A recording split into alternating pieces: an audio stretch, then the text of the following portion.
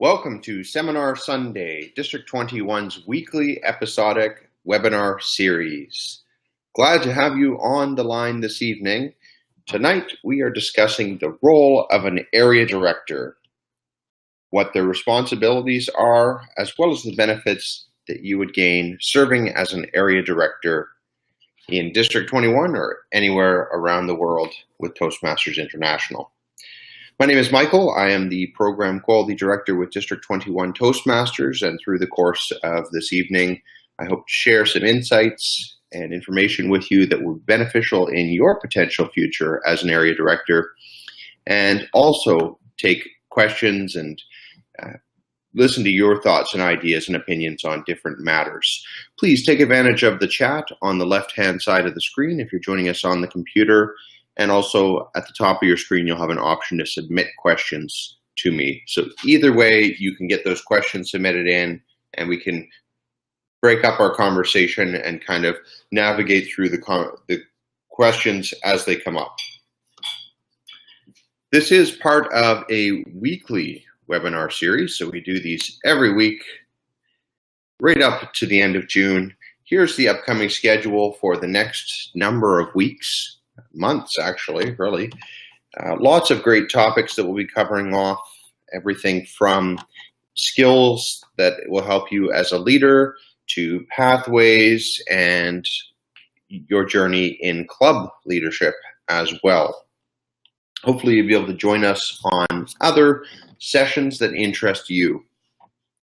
Each and every Sunday, 7 o'clock, it is the same time every week. So diving right in, let's talk a little bit about what we're going to cover off in this session. Number one, the first topic we'll be talking about is what is an area director? Number two, which is very related, is what is the district? Number three, duties and responsibilities associated with serving as an area director. And finally, the benefits of service as an area director. I do note that we have a number of people on the line that have served in district leadership roles in the past and present. So please feel free to chime in anytime if you've got some thoughts or ideas or opinions on whatever you happen to see throughout the course of this seminar. So first of all, what is an area director? Well, an area director is someone that takes on a district leadership role and serves anywhere between 4 to 6 clubs directly. They're the primary contact for really the whole district to the club. So it's a great responsibility, but also a great privilege to be able to serve in this role because you directly are able to associate with the club and support them in expanding whatever skill set they need to achieve success as a club. Quite oftentimes as well, because you'll have a range of 4 to 6 clubs, you'll see different types of clubs. You may have a mix of, for example, corporate and non-corporate clubs, or it could be, clubs that meet at 7 o'clock in the morning versus 7 o'clock at night versus even middle of the day.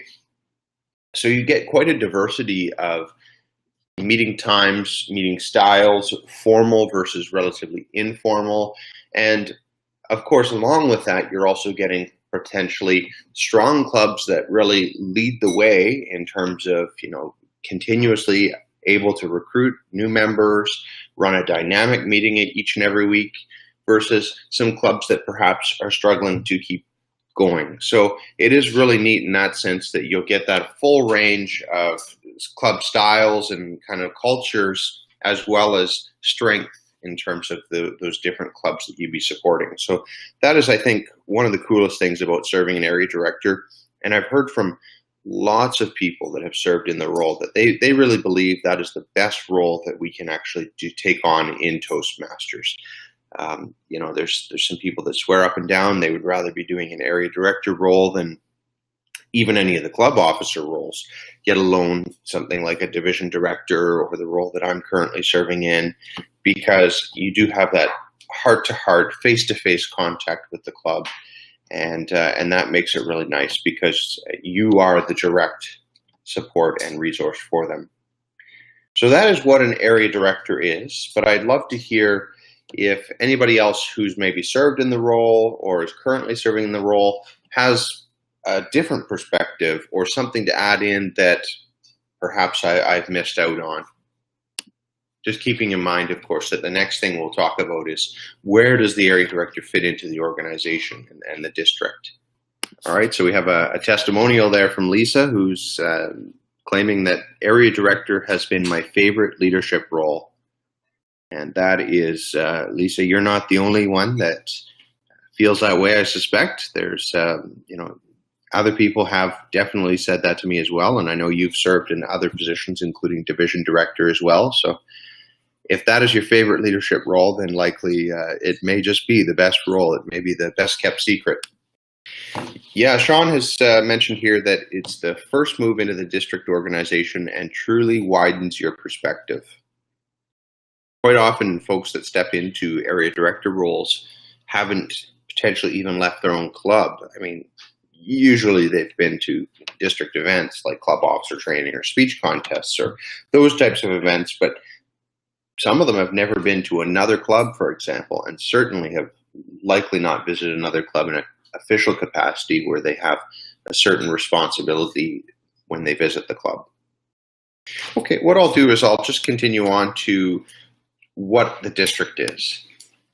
So this is a map of service to the members, and hopefully all of you have seen this before. For those of you that are joining on the phone, it's in your manuals as well. You'll quite often see this in the leadership manuals in particular.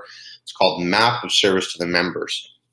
And what it is it basically breaks down that inverted triangle that we see where members are at the top and world headquarters is at the bottom, and each layer of the organization along the way.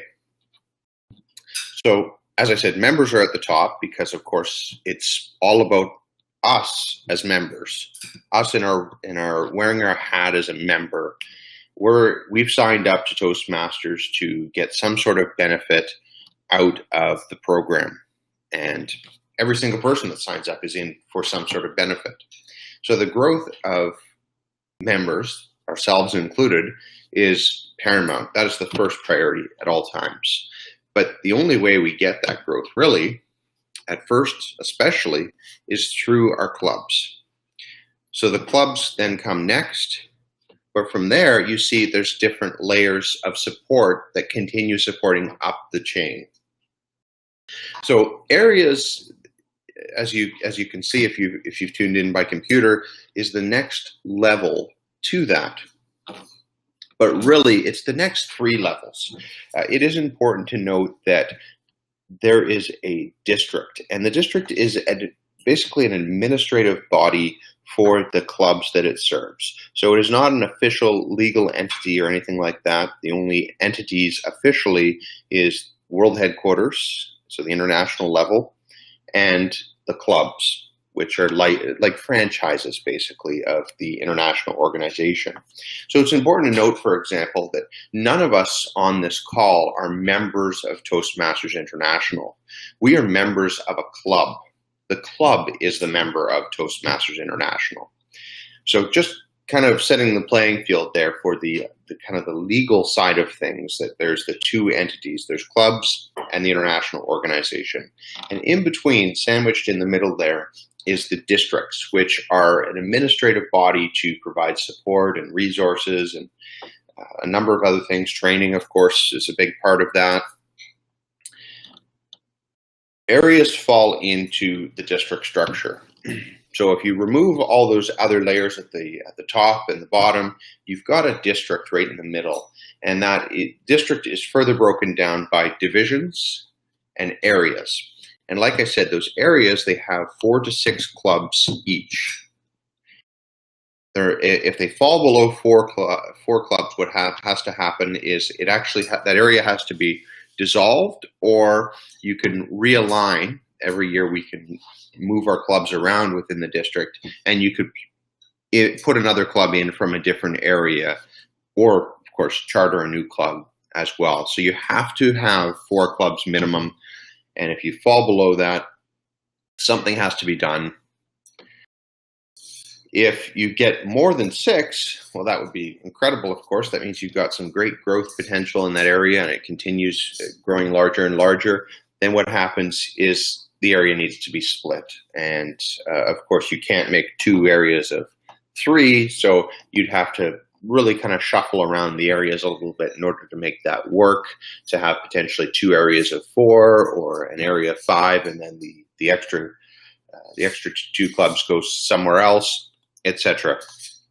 So that's just kind of setting the tone for what this is, and why it's important is area directors are the district. They are members of the district. Everybody really is part of the district because it's not a legal entity in its own.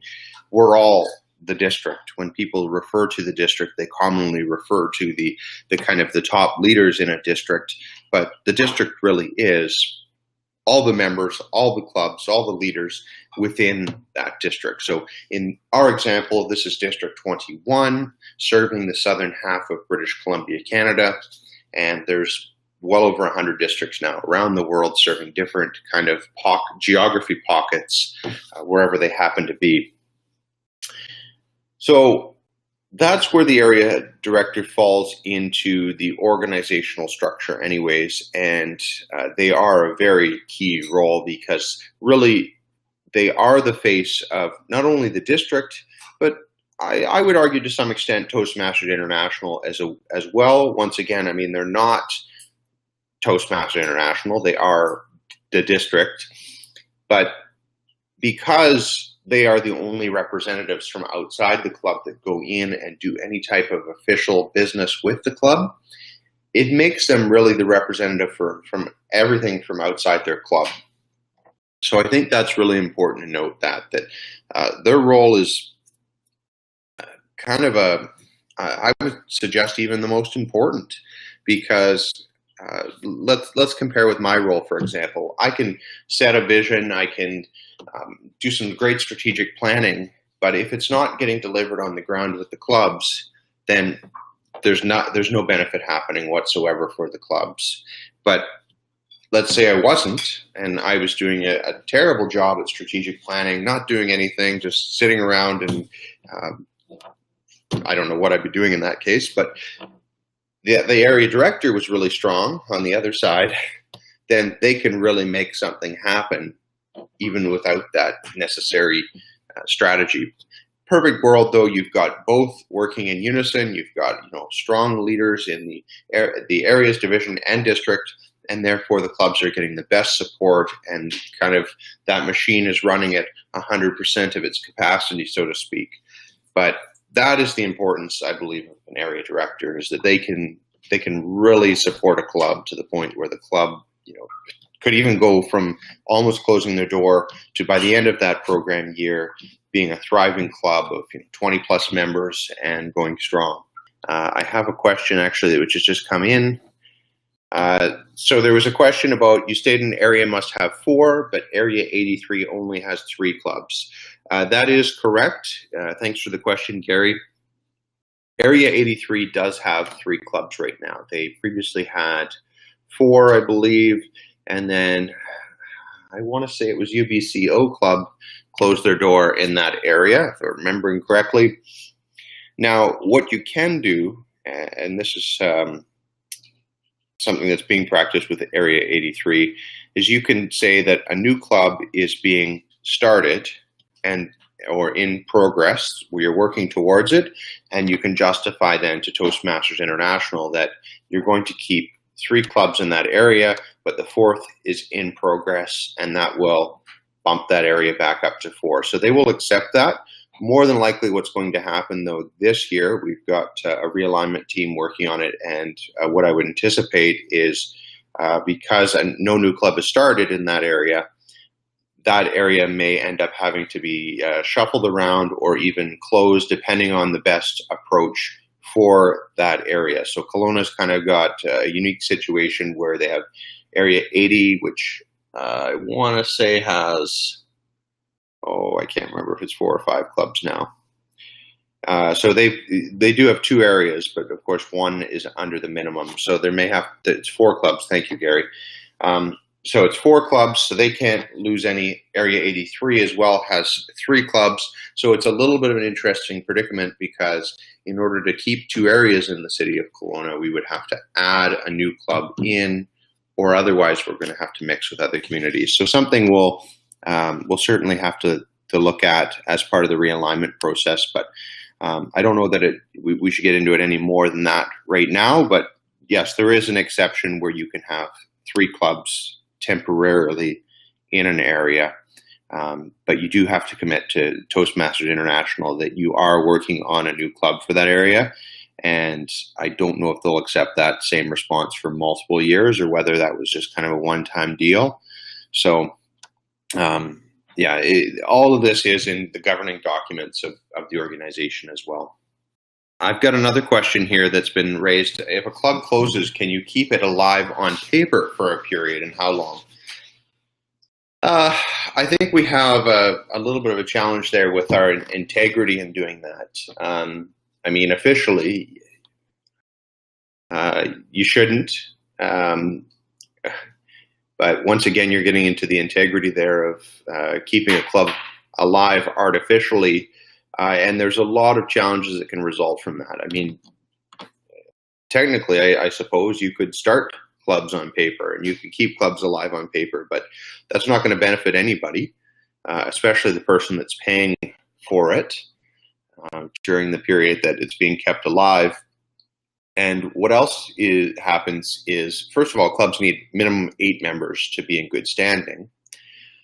Second of all, what could happen is when that club carries on, you have to have 3 members renewing at all times out of that 8.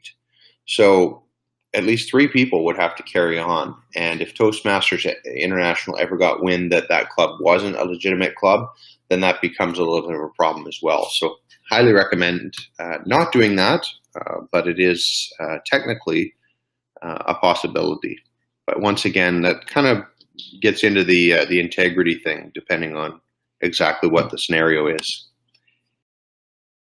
Okay. Let's move on then to the roles and duties of an area director. The area director, we've talked a lot about, has that whole guidance side to what they work on. It is really key for them to be leading the clubs in their area, supporting them whatever they need, and also providing them insights into what they can do to better themselves. One of the things that I'm recommending area directors do, for example, this year, is go into their clubs that they serve and run them through moments of truth. A lot of clubs don't necessarily run this on a regular schedule. I was part of a very strong club at one point that did it every May, once a year, every May, and they would return the results over to the incoming executive for July 1st, and that way they could work on whatever was found. And then the next May, you'd get ready for, okay, this is some projects for the next team to work on. And it was a good cycle, but a lot of clubs haven't ever run it. And it's great when it comes up in club officer training. And this is why I know a lot of clubs don't run it, because somebody will mention it, and then the others will say, well, what is that? They've never heard of it. So things like that are really powerful, because you actually take the club through an assessment about, here's where you're strong and you're doing really well, and here's a gap. Here's some things you can work on. And the benefit being an area director and going in and doing that is you're a third party then. You're not a member of that club usually, unless you happen to be area director for an area that you're a member of some of the clubs. So you're not going in with that, preconceived, well, I'm the club president and this is my opinion, and therefore I'm going to push the club to suggest these improvements or whatever. You're going in as somebody that's genuinely there to help them. And I think that makes it more powerful when an area director goes in and runs them through an assessment about the quality of their club. And as area director, it's also some ammunition for you to find out ways you can support them, and also give them ideas for what they can do to support themselves. So that to me is one of the most powerful exercises you can do as an area director for your club. You're also there to keep them in the loop about things. So club officer training happens twice a year, in June through August, as well as December to February. Making sure that they know exactly when they can get that training, giving them as much advance notice as possible, even if it's just communication, quite often with the club president as area director. But you're making sure that they are able to make the training. If they find out moments before, or I heard a story recently of a miscommunication in one area where there was makeup training and the club didn't find out until after because the club president was away on vacation and wasn't checking his emails, and therefore didn't forward the message on to the other officers. So super important to, yes, you work with the president, but also with the other officers of the club to make sure they're aware what's happening, and just kind of build that relationship there as a resource. And I think we grow as leaders that way because you're supporting them and learning some of the leadership traits to kind of persuade them to go in whatever direction you're recommending. But you're also getting that reward of serving them and seeing the difference it makes to the club. I mean, it's such a powerful feeling to, walk into a club that's got, maybe 5 members sitting around a table on, let's say, July 1st, going in on June 30th the next calendar year and seeing, 20 members sitting around a table because you had some influence on them. I mean, it's hard to take full credit, of course, but absolutely, you having served them well and giving them that guidance can potentially lead a club down that path to where it becomes a thriving educational ecosystem of its own. And of course, the second point there, you'll notice it says, it's the area director's responsibility to motivate and assist each club in the area to become distinguished. This is an area I hear a lot of people raise concerns about, the whole, well, what do you mean distinguished? I mean, we're working for distinguished. I say flip it around. It's not about, the focus being on distinguished. It's about the focus being on a quality club, so having good meetings and recruiting people. So you have a nice membership base, so people aren't having to double or triple up on roles, and executives get a break. And I point out always, if your club has 20 members, on average, you should only need to be on the executive once every 3 years. A lot of people, they laugh at that or whatever, but really that's the power of having 20 members or more. You don't have to be on the executive every year. You don't have to even have a meeting role every meeting. It's some of my favorite meetings I've ever been to are ones where I can actually kick back and just watch. And sure, I'll write some comments for the speaker or whatever, so I can pass them a note about, hey, you did this well, and hey, here's a suggestion. But knowing that, okay, I'm not the Toastmaster today, I'm not the table topics master or whatever, I'm just there to watch the meeting and support. Some of my favorite meetings. And I've taken all this wording, just FYI, out of the district leader handbook. So this is nothing that I haven't created all the words on the screen. I just wanted to put that information up for some context. And I'm just kind of speaking a lot from personal observations and things that I've seen go really well or perhaps not as well. So that is guidance, a huge part of the experience for the area director. And I'd say that's probably your primary role is really the guidance. Any questions about that? Okay, so I see we have a question from Michael.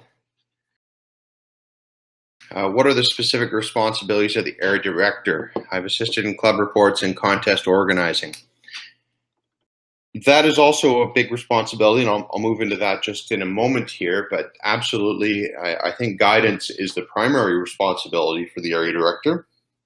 Well, let's kind of move forward, and we'll break down each kind of major responsibility. There's lots that a area director could do as well if they choose to, but for the most part, there's kind of a box that they work within, and then the area directors that really excel, they'll continue to look at ways that they can further support the clubs. And that all falls into the guidance area, supporting the clubs with ideas and any support that can help them achieve excellence, which of course is the district mission. We build new clubs and support all clubs in achieving excellence. Council meetings, that's another piece that bring power to the role, in the sense of you sit down with the presidents, vice presidents of education, and vice president membership from all the clubs in the area and have a meeting. You can do this as often as you like. The manual, of course, says you should do at least 2 area council meetings per year. Depending on what kind of area you have and the geographic range that it spans over, that could be as frequent as doing it even monthly. But if you want to kind of keep it to the minimum of 2 per year, then that's fine as well. Not everybody may choose to participate, but to be able to sit down and have some sort of rough agenda, hey, here's the topics we want to talk about, and here's what we're going to do. What I will recommend is, if you run these twice a year only, try to do them off cycle from the club officer training, because the club officer training is a great time where leaders from different clubs get together, they share ideas, and they kind of build relationships there. So if you had them perhaps sometime mid-fall and mid-spring, that way you're keeping that relationship alive and giving more opportunities in the year to share. So all of a sudden area leaders have 4 times a year where they're able to get together and share ideas and progress. And I would use those meetings as well to support all of the, maybe I don't really like the term weaker clubs, but I guess we could use that. You know, some of the weaker clubs, get the stronger clubs in the area to act as kind of almost like a big brother, big sister, where they're helping out those smaller clubs. And perhaps it's as easy as somebody from that stronger club that's, for example, having trouble getting a speaking role. That is really common in a club that's got, you know, let's say 30, 35 members. They just have so much challenge getting a speaking role, whereas at a weak club, perhaps they don't have enough speakers. So offering to send some of the speakers over to that weaker club as a guest speaker will help with that club keeping the momentum going and the energy going, because the worst challenge as a member of a club that's struggling is keeping everybody else on board when the meetings are kind of getting dull and you're getting together and everybody's taking on 2 or 3 roles and there's no energy. But by having those guests in the room at all times, you really bring the energy up a lot, I find, and it's a really neat phenomenon to watch. So use those meetings as that kind of tool. So that's another one of the responsibilities of the area director, is to hold those council meetings and make sure the clubs know what they need to do to achieve success.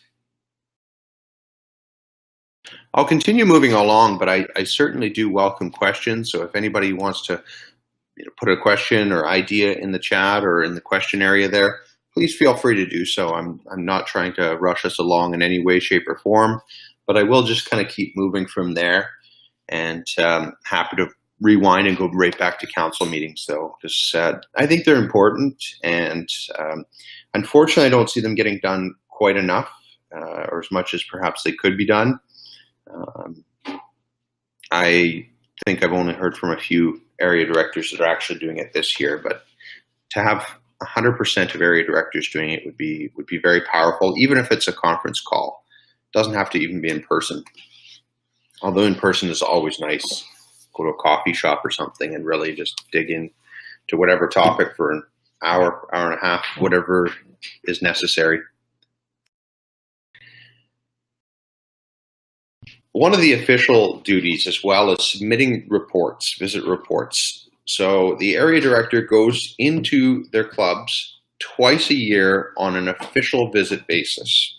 And what they do afterwards is they take all the results from whatever they found during the meeting and submit it online to Toastmasters International.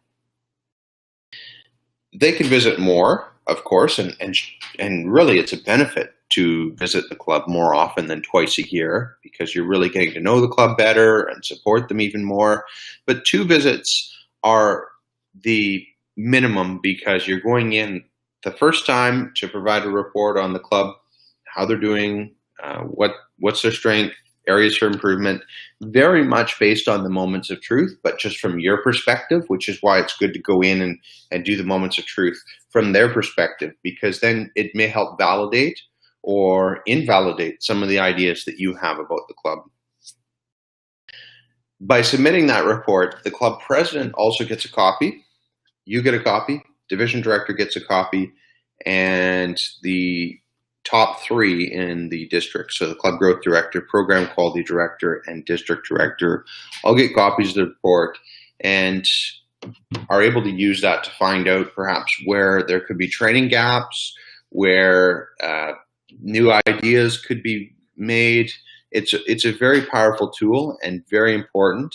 I'd say it's one thing that it's a must do in the role. I mean, guidance and visit reports are 2 out of 3 or 4 things that I would say would be absolutely must do's. And this is the one time each half year that we provide clubs direct written feedback about their performance. And that is the area director that does that. So this goes right back to the importance of that role. The division director or the district leadership team, they don't have any report submitted for each club. They read the reports, but they don't have any direct written official feedback on how a club is performing. So very important to note that. Jan has a question from a phone caller. It's super important to connect in person with the president of VP Ed. It changes the relationship completely. Any suggestions or advice about doing that? Well, I think the first thing to do is likely at the start of the year, find out what their preference is. You want to find out whether they are the type of person that would really rather not get emails. They just want to jump straight into the goods of a phone call, whether they prefer dealing by text unless further conversation than a couple of sentences is needed, whether they like getting an email and they keep on top of it. If we find out people's preference right from the get-go, then what's going to work more effectively. And in our modern kind of society, I think we've got a little bit more lazy. I mean, it's so rare now for people to actually pick up the phone and have that conversation. But there is so much benefit to that, to be able to connect with people. And, I've done that a number of times with, different initiatives with Toastmasters to actually pick up the phone and call people. And it's just, first of all, they always seem very surprised. Hey, what's going on? Somebody's calling me. But there's some great things that come out of those conversations. And sometimes, I'll admit it, I'm thinking, oh gosh, I got to make this call and I've got all these other things I'm working on and, I got to make dinner or whatever it happens to be. But when I get on that call and actually have that human to human connection, there's just some energy that starts flowing and it feels so much better by the time you finish that call. So that is what I would recommend first and foremost, to connect and build the relationship with them, is kind of work within their needs. And then what are ideas to help the club build their DCP? Maybe we'll cover that off just a little bit later because that could be a topic of its own, really. So maybe I'll just go forward with the roles and responsibilities of the area director, and then kind of turn back and talk a little bit more about the Distinguished Club Program, because it is a fantastic program, and certainly some clubs have challenges, but we'll kind of separate the two perhaps. So just bear with me, and we'll get to that. Tips for the area contests. All right, yeah, we can definitely try to cover that off as well. That's the next topic, actually, is speech contests. So as an area director, you do coordinate the speech contests. You're officially the contest chair. This can be a great chance for you to literally just chair, though, and not necessarily be the Toastmaster. You don't even have to do a lot of the organizing. I mean, I know, Michael, earlier you put in the comments that you've helped organize this area speech contest. I really recommend that to all area directors, and Najee, hopefully this is something that that you consider as well. Getting people out and involved in some way. First of all, it helps build leaders, which is important because you want a successor, and the division director wants a successor. We want to have people that wish to serve in roles, and not, just doing it because they have to, or whatever the case happens to be, but people that truly want to try out the role and want to make a difference. And I think that really helps out by getting others involved in different events. And speech contest is one of the easiest ways to get people involved, because you've got 4 to 6 clubs that are hopefully all going to participate and get involved in that contest. And if they can each send, for example, two representatives just to help out. Well, okay, well, maybe one person from one of those clubs is going to be Toastmaster, and you're going to get a couple of timers, and et cetera, et cetera. That's the first thing to do, is make sure you're not doing all the work, because as leaders, we shouldn't be doing all the work. Absolutely, that's part of leadership, is delegation and helping others see their potential.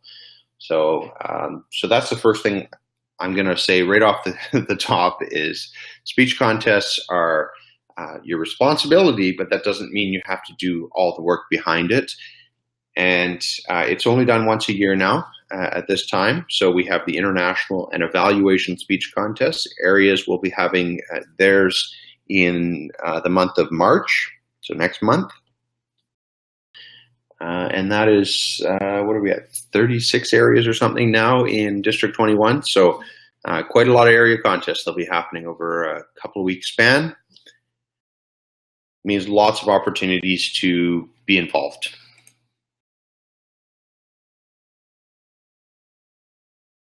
There is, yeah, thanks, Jen, for that as well, that plug. We do have a couple of webinars we've done previously just on speech contests, how to be a chief judge, how to be a contest chair, those type of things. Please do tune into those as well and get hopefully some ideas from that. You can ask, if you're not an area director, get some advice from your current area director, past area directors. Support a contest this round instead of actually participating. And if you are an area director, then absolutely turn to your division director and myself to get all the support we can offer in terms of putting an excellent contest together. There's lots of little rules and stuff that we have to follow. Of course, we've got the contest rule book, so it can be a little bit tricky sometimes to pull it all together and keep the eye on making the contest fair while putting the event together and trying to create interest. There's a lot of balls in the air, and absolutely happy to support any way I can.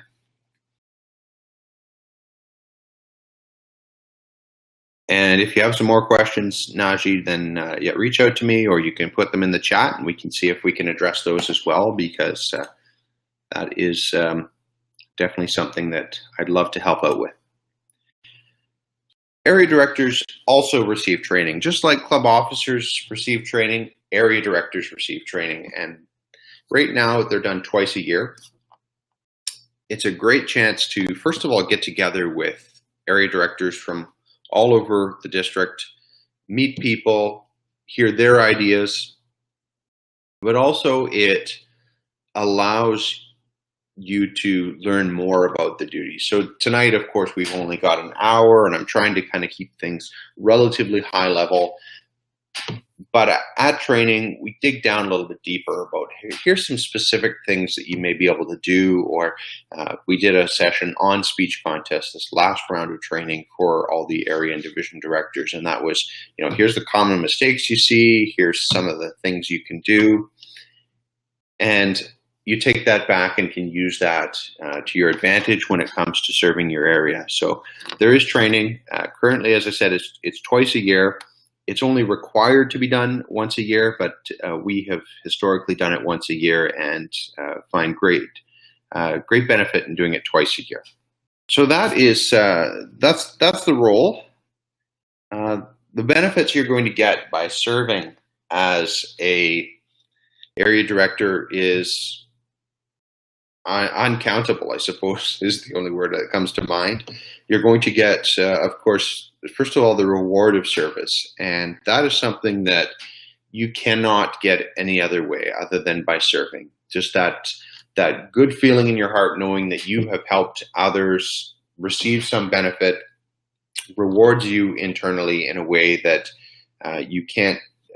I mean, I don't know how to describe it other than there's almost no feeling in the world that's as good as knowing that you've helped somebody else reach their goal. And that's really what the area director, the essence of the role at least, is about.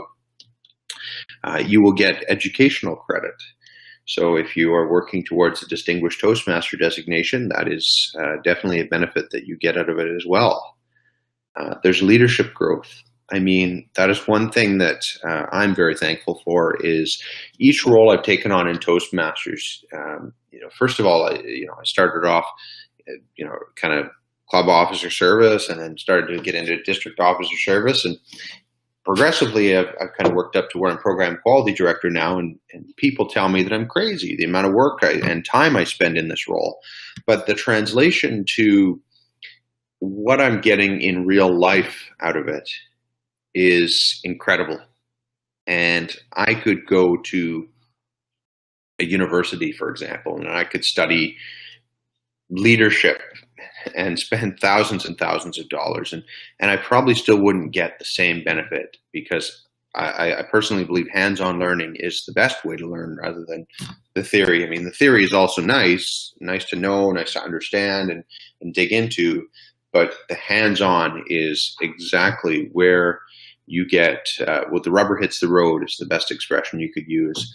So that is my personal journey, and I hope that those of you that have served or are serving find that as well, that your leadership skills are definitely sharpened through the experience. You learn new things, and another thing that you get out of it is lots of ideas. In the area director role in particular, you're going into clubs, 4 to 6 of them, and you're able to steal, like, hey, wait a second, that's a really cool idea this club is doing. I'm going to take that back to my home club and see if they want to do the same thing.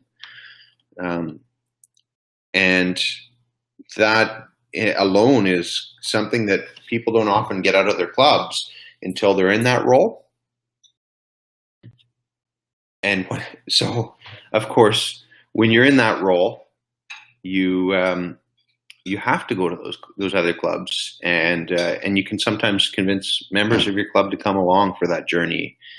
You can recruit assistants as well to help take on some of the work. So I really don't look at any of the duties that I do as work per se. I mean, there's definitely some responsibilities in all district leadership service, and same with a club. There's responsibilities with leading a club, but the reward that you get outweighs that, and that's what keeps me going. So when people laugh at me for working until something like midnight every night as program quality director, I just think, well, you know what? It's a term of service.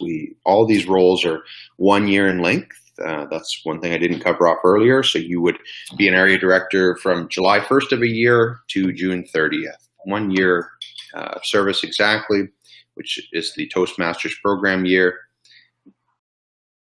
And yes, there's definitely going to be some moments during that year where, it gets a little busy because you've got different things that are coming and going. And right now, for example, you're trying to get all the club officers trained. And that's typically something that division directors focus a lot on. But as an area director, you're also supporting those clubs and encouraging them to come out and making sure they're aware of when the make-up training dates are and so forth. So even though it's not necessarily your direct responsibility to get those officers trained, you're the one providing that guidance and that support. And that's why it can be a little busy this time of year.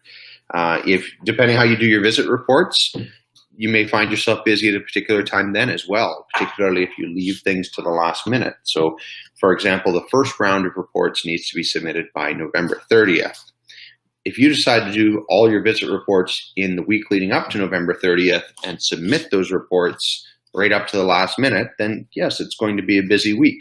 But if you start early in the year and kind of do, a couple of visits here, a couple of visits there over 2 or 3 month period, then you're able to keep it at a relatively nice pace and then just submit those reports right away after you do your visit. So there's lots of things that you can do to keep that workload pressure relatively low and still get the same benefits out of it. So that's maybe part of the learning that you may gain out of it is time management, or once again, getting back to delegation, effective delegation. So I could probably go on for hours about it, but I wanted to make sure that we discussed the resources available to you, and then I'll cover off the Distinguished Club program. Resources. There is officially 4 manuals that I think are critical to the role of the area director. The first one is the District Leadership Handbook. That will be available likely online only beginning next program year. You can find it right now, actually, if you do a Google search for a District Leadership Handbook. All of these manuals, actually, you can read online as well, and they're free. They come in PDF format, really easy to read through and learn a little bit more about the role. And of course, when you're actually in the role, using the information in them. So District Leadership Handbook talks about all the different district leadership roles. So it's got district director, it's got area director, everything in between, and it even talks about some of the other roles, like a webmaster for a district, talks about region advisors, a lot of things covered off there. Serving clubs through visits is it's a manual exclusively for area directors in doing their club visits twice a year. So that is a great resource. And then the third one there is the District Recognition Program. So that talks a little bit about how you would gain the distinguished area status.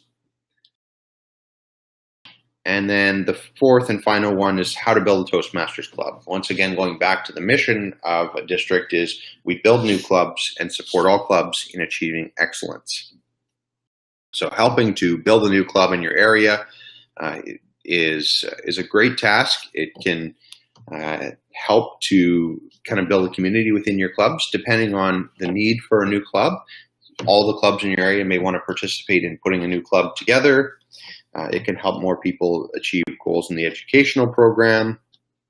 It gives benefits to more people in Toastmasters. So that is the one thing that we have to remember is the people that join a new club more than likely aren't joining one of the existing clubs for a specific reason. So a common one, for example, is when we start a corporate club, people just may not be available in the evening or morning when a lot of clubs meet, and they may be willing to join a club that conveniently meets in their workplace over the lunch hour. That may work for their lifestyle. So looking at it from that perspective really helps out, and that way you can get credit for serving as a district leader and starting a new club all in 1 year potentially, which would be a great accomplishment. And that can also help grow your area, especially if you did dip down to a situation where you're in 3 clubs. Then replacing that club that had folded is definitely a benefit. So now that we've covered that off, please do keep the questions coming if anybody has any questions whatsoever. But what I will do now is just quickly talk about the Distinguished Club program. So yes, that is a big part of guidance, is helping clubs reach distinguished status or better. And my observation over time has been that a lot of clubs don't recognize how to get distinguished. They know about something and they call it, this is our first challenge, they call it points. Oh, well, you can get 5 DCP points. Well, switching the language use is so important in everything. but especially a distinguished club program, saying, you know what, here's the goals in that program rather than points, because these are what they are. These are goals that your club can reach that will help you continue to be a quality club. It's really hard to argue against how the program works, because the average turnover in a club is 40% every program year. So if your club has 20 members, you're going to lose 8 members that year. Now, that may not be exact because, of course, every year is going to be a little different, but on average, you're going to lose 8 members. If you don't work to replace them, then your club is shrinking and eventually will close. And that is exactly what one of the goals, 2 of the goals actually is replacing those 8 members, 4 members, and then another 4. That's 2 goals. Education awards. If your club is working the educational program, and right now they can use the traditional or pathways or a combination of the 2, then you should be getting those goals. And then the rest is basically administrative, attending training, getting your club officer list in time, paying dues. That's all the program is. So I always argue that a quality club will become distinguished. And yes, you need to make sure you're keeping your eye on the ball to, hey, how are we doing? Are we potentially missing something here? Is one person one speech away, for example? I'm sure we can get them to deliver their speech by June then. A little bit of planning and just kind of setting the course is definitely needed, but the goal should not be, oh, we're going to be distinguished. What do we need to do? It's more, okay, we want to be a good club, and how we're going to confirm that we're a good club is we're going to reach distinguished, and focusing more on what does it take to be a good club. That's the first thing. The second thing people get confused often about, and definitely as an area director, you can make sure this is really clear to them, is how many members they need. They need 20 members or a net gain of 5 from the previous June 30th, whatever they finished the last program year with. So if they finish the program year with 20 members, they need to maintain it. If they finish with more than 20, they can even decrease all the way back down to 20, and they're still good. It's those clubs that started with, 12 or 13 or whatever. They just need to know, all right, your goal is to get to 17 or 18, whatever it happens to be. And then you reach the criteria for being a distinguished club. So that's kind of the qualifying requirement is what it's referred to as. And then it's a matter of achieving 5 or more goals. It's as simple as that. So making sure they know what exactly they need specifically. So I was lucky enough to facilitate club officer training a few nights ago, and there was a number of clubs around the table that I knew a fair amount about. Luckily enough, it just turned out to be one of them had an area visit report submitted recently, so I knew very intimately that this club, has this many goals, they have this many members, and I was able to, sit next to this person and rattle off, here's where your club stands right now. And I think you can actually make distinguished, and you just need 2 more members or something. And of course, they also have to replace any members that might drop off at the end of March. But realizing that they're that close kind of inches them along just a little bit more. Like, yeah, you know what, we can. And getting that recognition sometimes helps as well. It bumps the energy up to be recognized as a distinguished club. I mean, it's a ribbon that you get, but it's also bragging rights. And I myself would only be a member of a club that's distinguished, and I know a lot of other people that are like that as well, because we know that we're getting perhaps more out of what we're paying for our membership with a distinguished club. And if I was referring a guest to a club, I'd probably refer them to a club that has a history of being distinguished as well. And that's once again because I want them to get the best experience, the best representation of Toastmasters International, and that is what it's about. Is, I said this to the presidents the other night as I was training them. I said, is your club a club that guests are walking into and getting a positive impression of the organization? Because the clubs are really the representation of Toastmasters International. Any guest that walks in the door, if they have a bad experience, they're never going back to any Toastmasters club. A guest that has a really good experience is probably going to sign up for your club. Worst case scenario, the timing or something doesn't work for them. They go to a club down the road and they join. That is why it's important to always have a focus on being quality, running great meetings, recruiting and replacing members that you lose. And the result of that, the recognition that you receive, is that you get to distinguished. So I hope that covered off the question about distinguished clubs. It is part of my responsibility this program year for sure is to try and get as many clubs to distinguished as possible. And I think the language is our biggest challenge, is using the wrong terminology and making it seem like everybody's working to be distinguished. Everybody's working for, to make their club the best it can be, and the result and the recognition they will receive is distinguished. With that, we have just 2 minutes left. If anybody has any final questions, I'm happy to take them.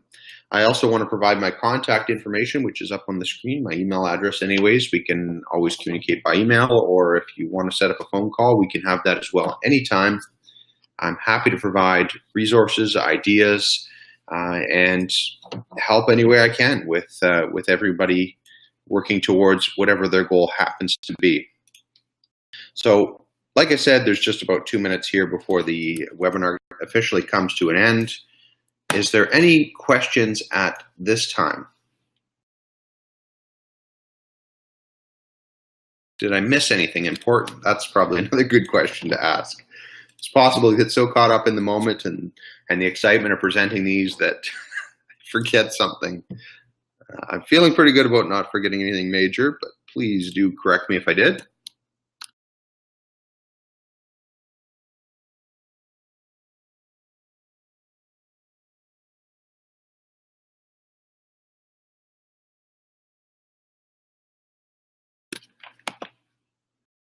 And thank you for the thumbs up, folks. I know a few of you offered me a thumbs up there.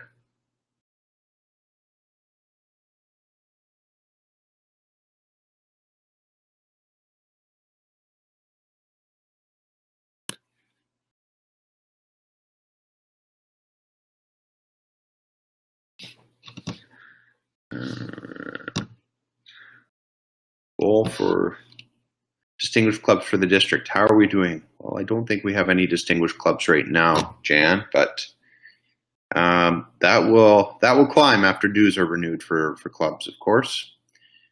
So hopefully we'll get 60 odd clubs distinguished total. Would be great. 70 if we can stretch it.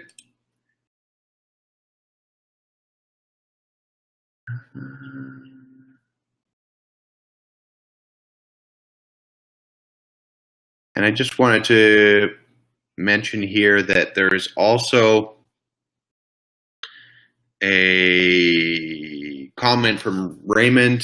Using the phone is way more personal, and nowadays it's not common, so it surprises people in the time before computers and cell phones. The phone was the only way to discuss issues. Absolutely. And if you ever talk to district governors from many years past, for example, we're very fortunate to have a couple of members that were district governor in the early 80s. And that was how they got everything. The results, how the clubs were doing, new clubs starting. It was all by phone or by mail. So times have changed for sure, and we've got a little bit lazy as a society, and I'm in some ways part of that too. So I definitely support using phones where possible, because it does change the perspective. Gary is letting me know that Kelowna AM is distinguished. Let's see if that shows up now.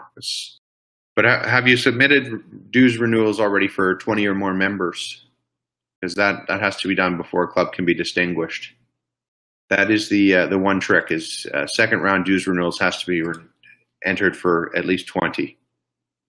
Yeah, so that's probably what it is, Gary. It's not quite 20 yet, and once the 20 members are renewed, then it will get it automatically, which should not be a problem considering you've got 25 right now. Yes, absolutely. Congratulations for having 10 goals met already. That's incredible. That is hard work and commitment. All right. So I see it looks like Michael has one final question, and then we'll go ahead and close it. We record these seminars and we post them on the d21toastmasters.org website, or rather, we post a link there. They're actually on the District 21 Toastmasters YouTube account. So you're able to find all seminar Sundays that we've done this year there, including this one, which will be uploaded and posted very shortly, likely be up within the next 24 hours. All right, at that time, we will call it a close. We finished 3 minutes late tonight, which is, I think, a first, but it's all been very valuable for myself to be able to hear some of your thoughts and ideas and share. And please reach out to me if you need anything at all. Have a fantastic evening and week ahead. Take care.